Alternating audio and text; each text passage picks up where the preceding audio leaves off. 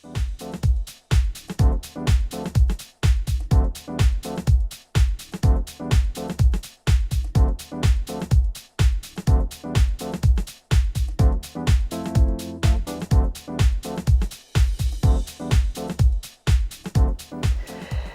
New Year, everyone, and welcome to 2018.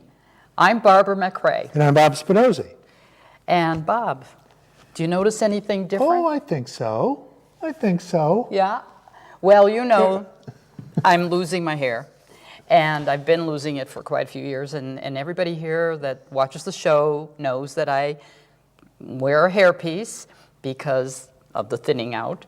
And so finally I decided that since more is going away, I went back to Margot's too in West Acton, and Peggy fitted me with a wig. And so this is my new piece. It's stunning. So I'm going to get to see this every time we're in the studio? Well, maybe. Maybe. I'm going to go back and forth. Okay. Okay? Because now I have two styles I can wear. No, but seriously, it looks absolutely fantastic. Yeah, thank you. So tell me, did you stop by Cataldo's at all? Yeah, well. Yeah. I'm telling you, that place at Christmas, it's like a fairy tale. No, it's been a destination for years and years now, but Dale Cataldo, she's an incredible businesswoman, driven, but very, great operation there, yeah. Yeah, I went in and I bought a couple ornaments, but then I went back just to look at all the displays because they really put you in the Christmas mood. Yeah. I've been reading more and more, too, that more and more people are going to artificial trees now. Yeah. Still a lot by fresh, but a lot by artificial. But they have a huge selection of artificial trees there. They do, and all the decorations and everything. So tell me, what's the old saying, another day, another dollar spent? And you know that there's so many old sayings that the kids don't know. My daughter gets a kick out of the fact that I'll bring up some old saying and she'll wonder where the heck that came from. But, I'm trying to let her learn and the grandchildren learn these, because they were pretty good at, maybe somebody out there will teach the kids. No, like one I think is really important. It's nice to be important, but it's more important to be nice. Oh, there you go. Yeah. We need a lot of that today, let me tell you. And then off of your money one there, this one this is kind of hokey. Money buys everything but good sense. Okay. We're probably the only ones that are going to get this. Mr. Quarry is scratching his head right now in the control room. What? Right. Well, another one is, how about a rolling stone gathers no moss. So hopefully we'll keep rolling along and we won't gather any moss in 2018. Okay. There's a resolution. Yeah. Did you do anything New Year's? No, that'll be my only resolution. Oh. We got this bitter cold weather at the end of last month and now the beginning of this month. Kind of doesn't put you in a mood to, follow through on a resolution. Except know. To stay warm.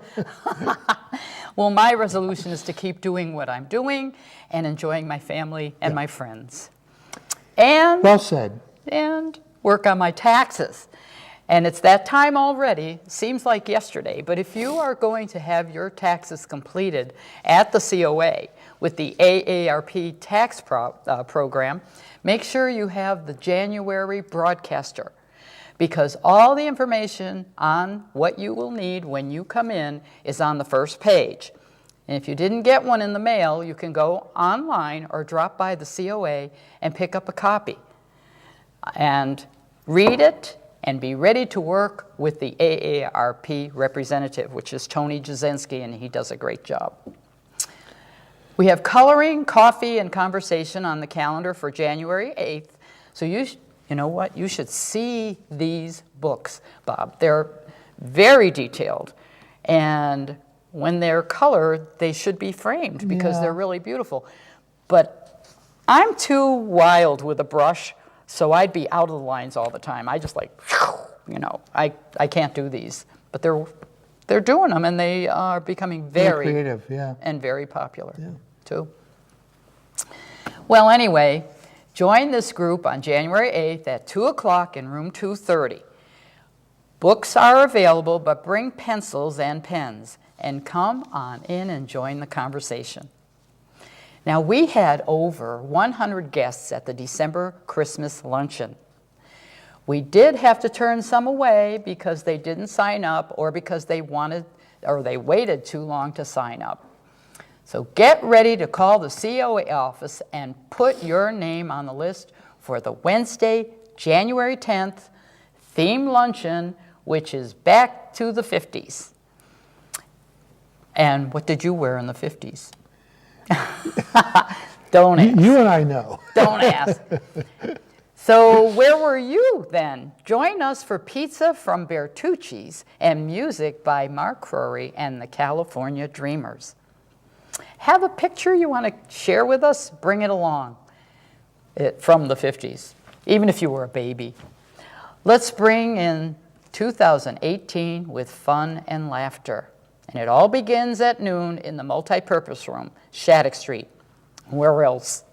And it's free, but you must sign up. So Mark's going to look at all the old songs that he's going to be singing. I don't know. He's going to We'll say, see. way back then, and I'm going to look at him, and I'm going to, oh my goodness, I was there. Yeah, we're old, you know. But we can be young that day. The Friends Board continues to plan programs for our seniors, and including those which will also interest our young seniors. It's a new age, and we try to keep up. But keeping up includes programs with our intergenerational programs. Board member Nancy Levine works with the schools to arrange programs that will bring our children and senior citizens together. There is the Book Buddy Club, seniors reading to kindergartners, third graders coming to the diner to decorate for the holidays, Girl Scouts, high schoolers helping in the thrift shop. So keep an eye out for anything you can volunteer for or help to make the intergenerational program a special memory for all ages. The next podiatry clinic will be on Tuesday, January 16th in room 103. This clinic is by appointment only, so call the COA office and put your name on the list. Radiant Home Care will host a 4-part series at the COA by discussing prevention of hospitalization. The first presentation is on Friday, January 26th at 10 a.m. in room 233. Fall prevention is the subject. You'll learn the 5 steps to prevent falls. This series will run through April, so call the Council on Aging office to sign up, 978-540-2470. Wednesday, January 24th, join the crafters when Anne-Marie Chernovsky gives an introductory lesson on toll painting. Learn the techniques so you can start your own project, and materials will be provided. Must register by calling, guess what? 540-2470, and the cost is $3. The movie of the month for January is Victoria and Abdul, the true story starring Dame Judi Dench and Ali Faisal, or Faisal. Faisal. Okay. Abdul Karim arrives from India to participate in Queen Victoria's Golden Jubilee. The young clerk is surprised to find favor with the Queen herself. She considered him her dearest friend. So mark your calendar to see this movie, but call the office, reserve a seat, January 25th, 1 p.m. in room 230, and the price of a donation is $2. Yeah, it's going to be good.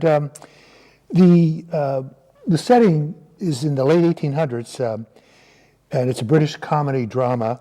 And as Barbara said, Queen Victoria and Abdul very close. And the Queen Victoria invites Abdul's wife and mother-in-law to join them in England.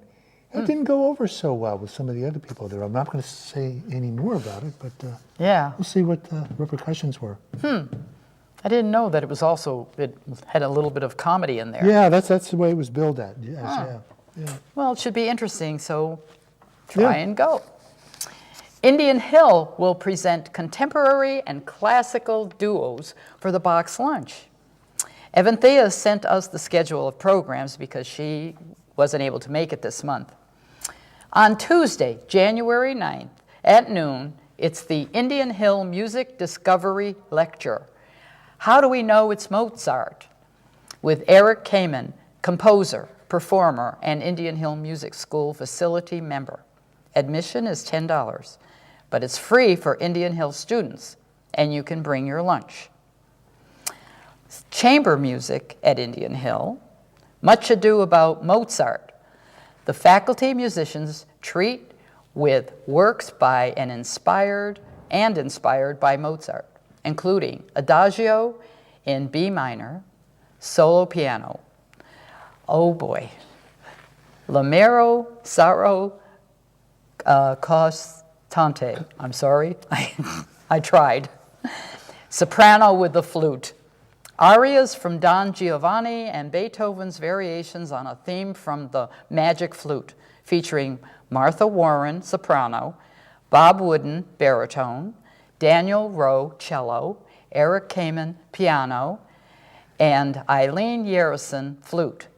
This musical treat is on Friday, January 12th at 7 p.m., and tickets are $15 and free for Indian Hill students. You don't want to miss the Box Lunch concert, and that features classical and contemporary music for viola and piano with Amelia Hollander Ames on the viola and Elaine Rambola Avini on piano. There will be 2 shows on Thursday, January 18th at 11 a.m. and 1:30 p.m. Complimentary coffee, tea, and cookies. So bring your lunch and this is free admission. Reservations are required for groups, and you can call 978-486-9524 and press 0 or go to indianhillmusic.org. The Box Lunch, is such a popular program. And we've done a couple of shows there through the years, and they have such a great network of volunteers that help out and coordinate everything there. Yeah, and because it's so popular, it's a good thing that they have 2 shows. Yeah. Because it gets full. So... no, they both are. You do need reservations. Yeah. So, maybe you could go on with Maestro Bruce Hangen. And let me just say this. Evan Thea, I want to do this for you, but please forgive me when I'm getting some names a little turned around. Okay. Bruce told me that we did an interview with him several years ago. He performed, the Pops and Maestro Bruce Hangden performed at one of the Super Bowls. I can't remember which one now. Wow. Yeah, so good. Big time. Well, have you checked out the new O'Neill's? I haven't been there yet. Yeah, you haven't checked it out yet. Have you? Oh, yeah, I was there. Remember, we did a program about it. And this is at the Point. And every Wednesday, anyone age 62 and over can purchase movie tickets for $7 all day long. A popcorn and drink will be $4. Super Bargain Tuesday is for all ages and offers a $6 movie ticket all day and discounts on candy, popcorn, and drinks. This is great, all this entertainment and so close, huh? And what about Concord?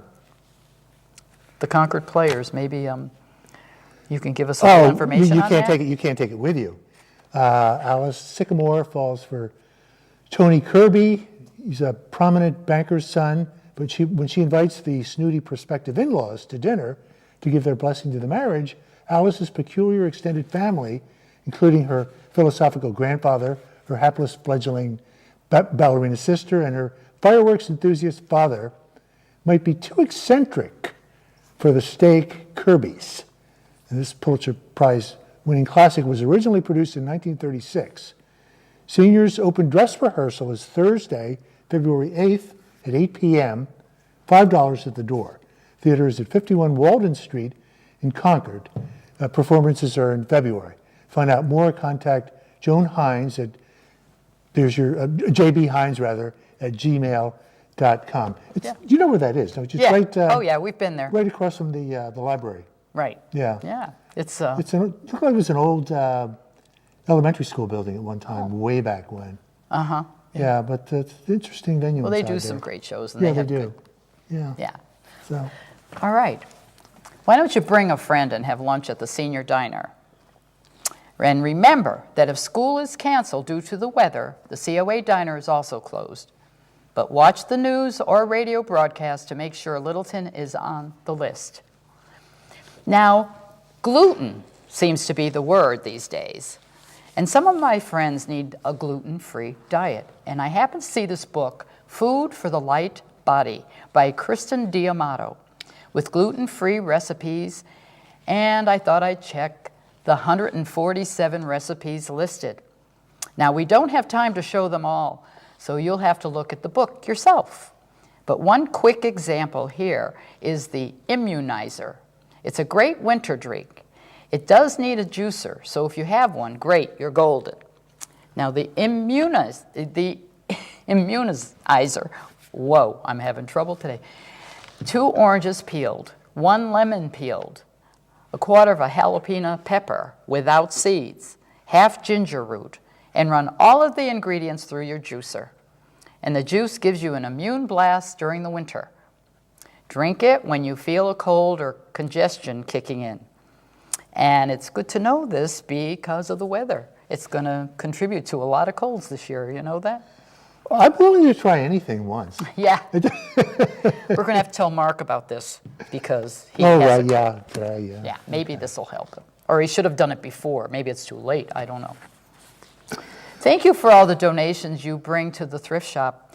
We will be showing new things all month, warm clothes included.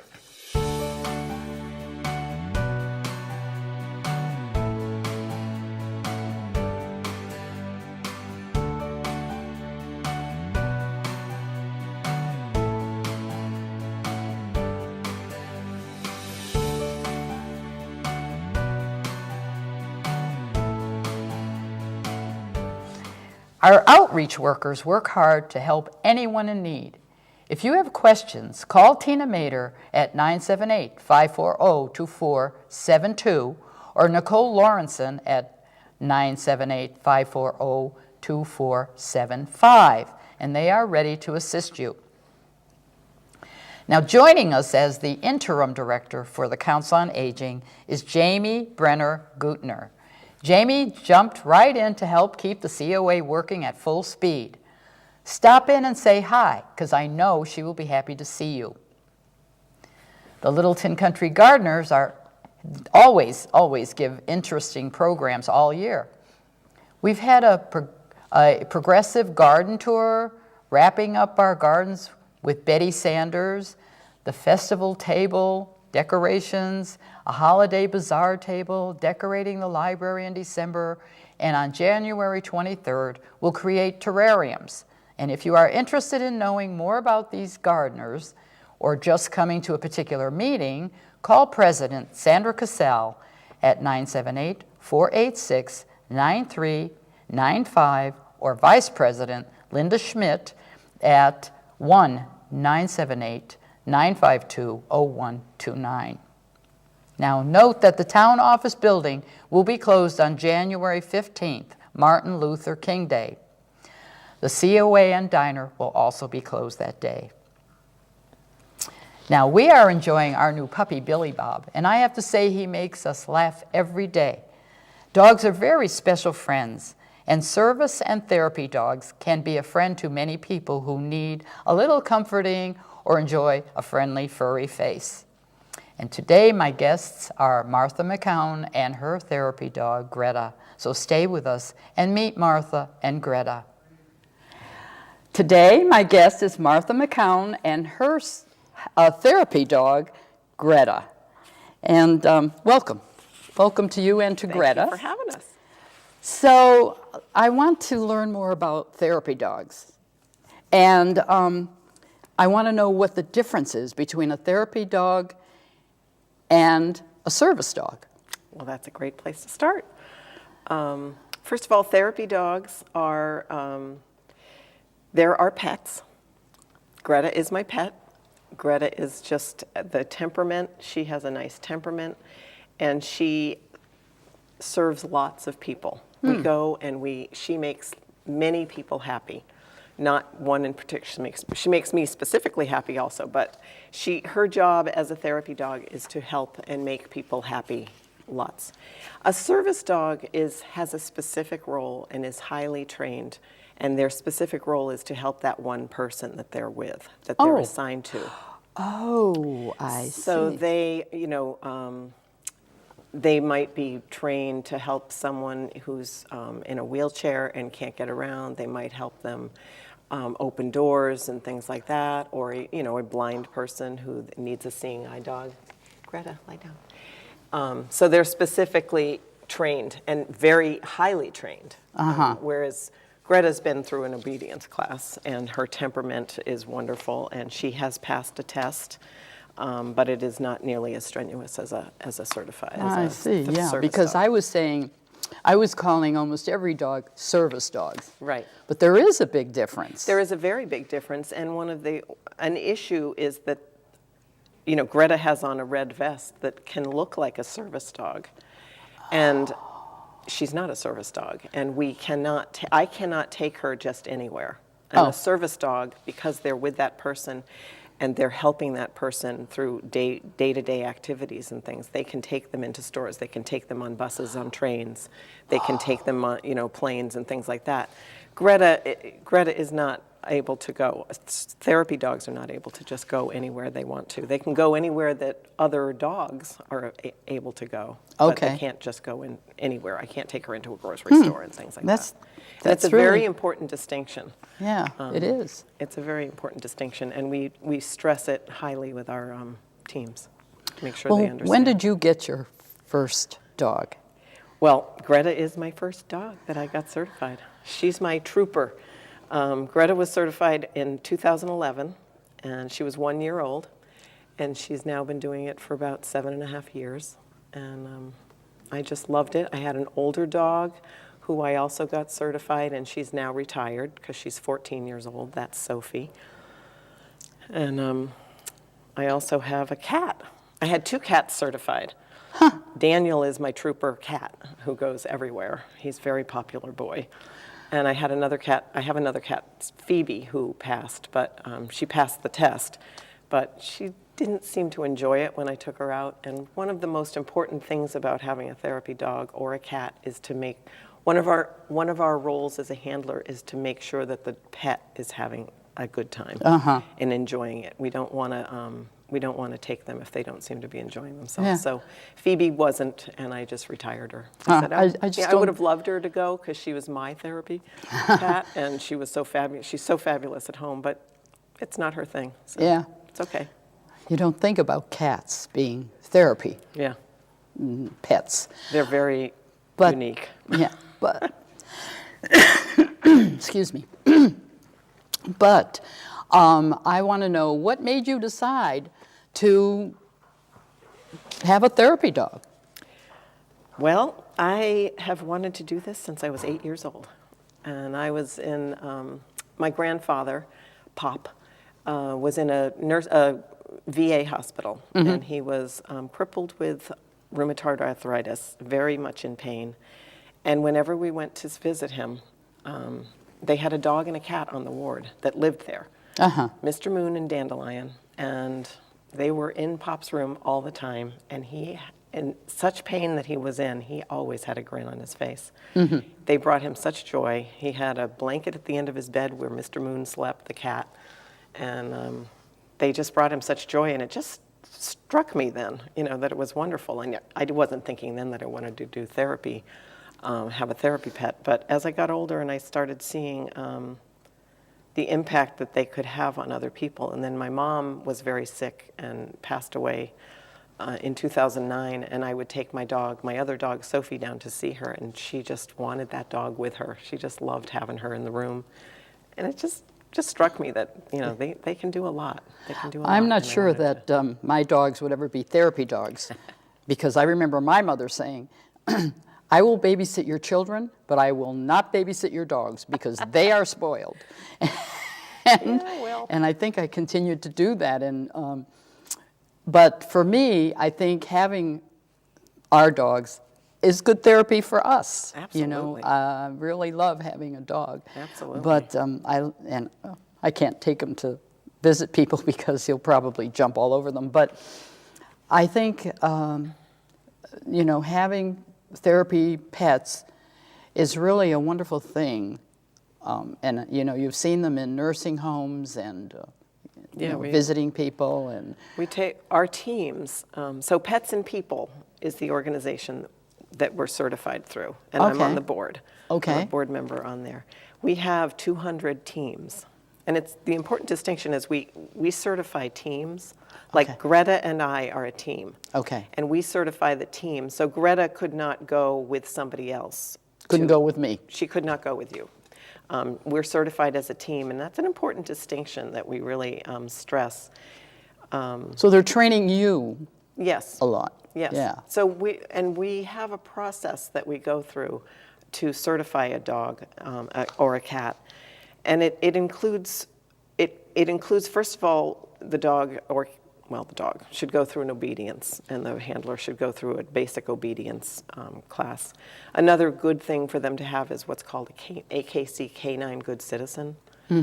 Pass that test, and Greta has passed that test also. She has her little badge, and that's just basic obedience. They pay attention to their handler and things like that. And then we have the test ourselves. But before we even have a screening, the test that they go through, we have a new handler go on an orientation visit with an experienced team. Okay. Just to see what that process is and to really understand that it's a two being team.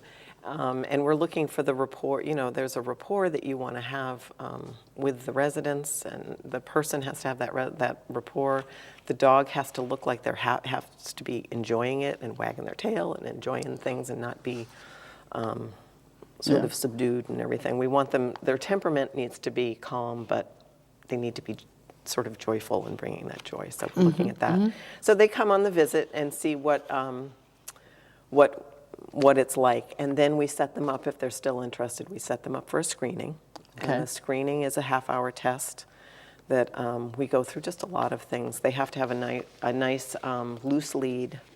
You know, just you don't want to have the dog like, hauling you through through the hallways and stuff, and also a strong leave-it command. That's probably one of the most important things is that we actually put like cheese and peanut butter and ham sandwiches and stuff under chairs so that when we're walking, and we have to take the dogs around and have them being able to listen to a leave-it command and not go diving for the food, which is one of the hardest things for any of our teams to do. But that's important. It's an important distinction. It's an important thing we go through because we're in nursing homes, we're in hospitals, there's pills, there could be all sorts of things on the floor. So the handler is supposed to, we are paying attention to what's going on all around and keeping the dog safe. Yeah. So we have that, and then we have the obvious. We have the wheelchairs and walkers, and we have loud noises. We actually drop cake pans on the floor. Wow. Because in hospitals there's lots of loud noises. We've got food carts going up and down, and you just want to make sure the dog is comfortable with those sorts of noises and things, and not not startled. I was just going to say, what's it like what's a day like for a therapy dog? Where do you go, and how long? Like hours or an hour or what? It really depends on the team. And at the start, we suggest our teams just. One of the things I forgot to talk about was the last step after placement, after a screening, is placement, and we work at where we place our teams. Okay. And I work a lot with the new teams, and we figure out what's a good place for them to go, what the handler would like, what the dog would do well, and understanding that temperament. And what we do at that visit is we talk about, really you want to start out at about a half an hour to 45 minutes because you wouldn't think it, but it's actually tiring for the dog to be on like that. At home they're just laying on the couch and doing their thing. But it can be tiring, and as they get used to it and stuff, they can go much longer. I mean, I often have Greta out for 2 hours. Okay. But she's just, at a place where she's been for 7 years. She thinks it's her living room. She just Right. So She's got her job to but do. generally we keep the visits. We try to keep the visits to an hour. So where do you take her? Where do I take her? She goes to an assisted living facility in Ayer that she's been going to for 7 years, seven Wow. and a half years. And I have taken her in the past. I'm not always doing it right now, but she goes to schools. I've worked with school psychologists with behavioral issues with children. Okay. There was a program that I did where the children earned Greta points. So during the 2 weeks before, when she didn't come, they would kind of try to earn their points so that when Greta came, they got 15 minutes with her to pet her and stuff. And I used So to they're go being through- trained too. I used to go through the hallways and the teachers would be like, she's the best thing that ever came here. And it was so gratifying. It's Yeah. really, really nice. She loves working with children. She's also done reading programs in libraries, working with reading specialists at school, and she's also at libraries where children with with reading difficulties, it can be so helpful for the child to read to a dog. Oh, And just, Greta's not going to tell them if they said a word wrong or if they, yeah. Well, that's if a they good did idea. something. She's not going to tell them how to say a certain word or anything. She's just sitting there. And the studies have shown that if children just read and they read comfortably and they enjoy it, that the more they read, the better they get. So, Yeah. Well, that's a good note for people at home who have pets. absolutely. If their children are having trouble reading or Absolutely. anything, then sit them with the pet and let them read to that. Let them read. The dog or the cat or the fish or the bird Yeah. or whoever. Absolutely, because it's fun. Yeah. And they'll often be sitting there. Well, I'm talking about Greta doing library work, but she's actually not one of my Sophie is the better. She's a yellow lab golden mix, and she's the better library dog because she's just lays there, just wants to be petted. But Greta has done it too. Yeah. Greta, it's a beautiful dog. Yeah. So well, I guess they do it as long as they or you feel that they're up to it, huh? And then Absolutely. Yep. I have, I just mentioned Sophie, who is my yellow lab golden. She's now 14, and I did retire her this year. She's got arthritis, and she's, I still put the vest, this morning when I left the house and I put the vest on Greta, she still stood there wagging her tail. She wanted to go, and she loves it, but it's just difficult to get her in the car, and she's wonderful on the visits and loves it. And sometimes I do take her out of retirement and bring her. give her a treat. Give her a treat. But for the most part, it's just easier. She's gotten much harder of hearing and stuff. So you just know as a handler when it's time to to retire them. Yeah. And I guess the basic thing is, like you said, they are well-behaved and calm, and Yep. this is what is good about this. Is there anything else that you can tell us about? Yeah, well, I don't think I talked too much about where. I think you asked me, but I didn't talk much about where we do take them. There's Okay. so many places that I take them to schools and libraries and assisted living and hospitals. I also take my cat, Daniel, goes to the VA hospital in Bedford every week, and those veterans love him. You'd be so surprised at how many people love cats. Huh. And very unique, as you said earlier. It's very unusual to have a cat. And in fact, we have 200 teams at Pets and People who are certified, and probably only 10 of them are cats. Huh. So it's pretty unique to have a cat. out Right, there. I thought so. But anyways, we do go to hospitals. We're at Mass General, Brigham and Women's. We're at Emerson. We're at Faulkner Hospital, and I think that's about it. And also we go to assisted living. We go to lots of nursing homes. We're at 280 facilities. We go to 280 facilities right now, our 200 teams. And we go to schools. We do de-stress events at colleges and high schools. Well, what if you're interested in, becoming someone who has a therapy dog? What do you do? How do you do I would something? suggest that they go to our website, which is petsandpeoplefoundation.org, or they can email us at info@petsandpeoplefoundation.org. But the first thing you want to do is just make sure that your dog has basic obedience. And we do not certify teams unless they're 2 years old at this point. Greta was certified when she was 1, but we as a board have decided that it's just better to wait until they're about 2. The temperament is much calmer for most dogs. Some dogs are able to be tested, but we're finding we're doing too many tests and they're not passing. So we've decided that 2 years old is really a good time to wait till. And then, but what if you don't have a dog and you're interested? What do you do then? And you're interested in getting a dog? You're Or interested in helping doing us? the therapy work with a dog. You don't have a dog, so is there a special place to get a dog, or can you get any dog, or what? Well, I think, these are our pets. So there's not, you can't. Although, you know what? There's one team that we have who takes, there are other options. There's one team who, he takes a cat out of a shelter. Cats out of the shelter, and, one cat, because he has to get certified with it. And the cat wasn't adopted, and he was taking the cat. And then I think the cat got adopted, and he still took the cat. After the family adopted him. So there are ways to do this. Yeah, maybe there's someone that you can be with who knows about therapy dogs and dogs' temperaments. Right. If you're intending to get a dog, and especially a year-old dog, say. Yeah.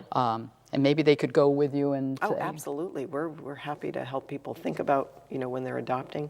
We have dogs that are, Greta is a rescue. All my pets are rescues, but we have big dogs, little dogs. We have rescues. We have purebred dogs.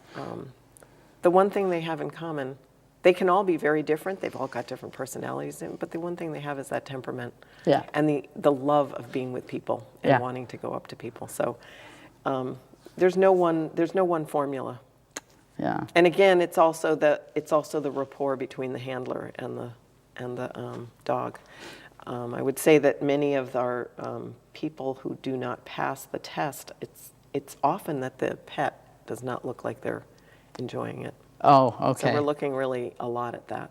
Yeah. We're looking a lot at that Yeah. because we have a role that we want to make sure that we're fulfilling, and that's bringing joy to both people and the pets. Well, our dog, Billy Bob, loves people, but he's a puppy and he loves people. Wouldn't be able to use him for a therapy dog. We just have to keep him at home to be a therapy dog. Well, we have a joke in my family because Greta, I get this question all the time, and a lot of pet therapy teams get this question. Is she a real dog? Because when they go into these facilities, and what she's doing right now, she's very relaxed. And Yeah. At home, she's crazy. Oh, okay. She jumps. She doesn't jump all over the place, but she jumps. She runs. She loves to just lay in the dirt. She digs in my garden. She's a dog. She's a real dog. And the joke at my house is my sister said to me, when I come over, would you put that vest on her to see if to calm her down? It doesn't matter. When she's at home, she's. I can be me when I'm home. When she's home, she's a real dog. I have to be She actor. just knows whether she's got the vest on or not. She knows when she's in another facility that she's just calmer. So I didn't teach her that. She just knows that. I don't know. So. Well, she's a sweetheart, and I think dogs are wonderful pets to have, and cats. We have, had cats and everything. But anyway, I'm so glad that you both could come today. Thank you. And we could learn so much about. I'm glad we came too, and people could learn. And I learned something about service and therapy. That, again, I guess I automatically say service. Right. And now I know I'm not going to do that anymore. I'll ask the question. Right. Therapy or service? Right. But, and the other distinction is a therapy dog, you can pet them. Oh, yeah. But you still want to, as a therapy dog, you still want to make sure, they can go up and be petted and stuff, but we still want to make sure before they go up to anybody is to make sure that they're okay, that you like pets. I can see that it says, ask to pet me. I'm friendly. Yeah. But it's a good idea to ask anyway, and Yes. not to, for any dog, don't go Oh, and at the especially dog. children in the schools and stuff, we definitely teach them, you always want to make sure you ask to pet an animal. Exactly. You know, we want to make sure that, you know, Greta is so calm when she's in the school and stuff, but you want to definitely make sure that everybody asks before. Right. Ask before they pet the dog, and I want to ask before she goes wandering right up to anybody, because she's happy to see anybody. Sure, So, because some kids are some afraid people, too. some kids, and some adults, some staff and stuff. So. Well, good luck on all that you do, and thank you for doing the therapy dog service. I mean, it's like very, very important, and it's good that you can bring Greta around and let her be there for people who need a little bit of a hug or Yeah. a smile from one of those cute faces. Well, one of the things I remember, there's a couple of things I remember and that stay in my mind about bringing her, and one of them is one of the children in the school with some behavioral issues, and he said when she came in, Greta turns my day around, See, which is it just stays with me, well, that sort of thing. she'll so. be turning a lot of days around. And thank you again, Thank Martha. you very much. I really was enjoyed nice it. It was nice to be here, It was nice to have Greta, too. and Greta had a nice nap. Good. Thank you. Don't forget to hug a senior. But wait. With all of the sexual harassment charges we see lately, I'm not sure I should be encouraging hugging anyone. Hugs will soon be a thing of the past. I don't want to see anyone getting fired or accused on my account. So don't forget to wave at a senior. And how sad can that be? Very sad. We hope this coming year will bring good health and happiness to you and yours.